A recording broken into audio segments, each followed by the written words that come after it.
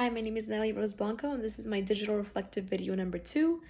And I'm going to be talking about my family upbringing and the values that we have, comparing it to family with special needs and their values. My family, I think, would be different, very different from a family that has special needs because I think there would be a lot less stress and worry in our family versus a family that has a child with special needs has a lot more stress and worry on that child's success, education, or just upbringing, and I guess their worry about the child's life and how they're going to succeed and how they're going to grow and how they're going to be able to be independent. That's a lot of stuff that family has to consider, which is very different than what my family has to consider since we don't have anyone with special needs in our family. It was a lot less stressful. I believe that families with children with special needs must have a really hard time with that, and being able to just cope and just realize this is your reality and just preparing for the future as well would be really hard. So I believe that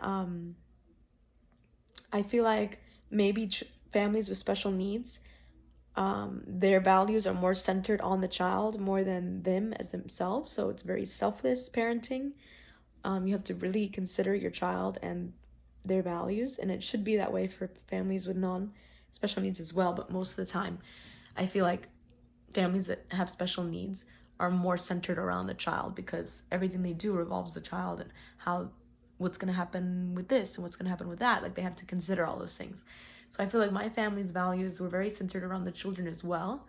So I feel like that is something that I can compare to, that we have similarities. My parents were very selfless with all of us, and they still are. They still help us. Even my siblings that are not living in the house, they still help them.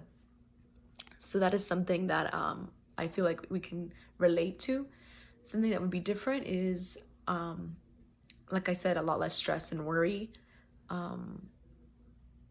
Able to be, I guess, more just freely being able to plan things. And I'm sure people with children with special needs have to really plan out, okay, this is what we're gonna do, have like more of a routine.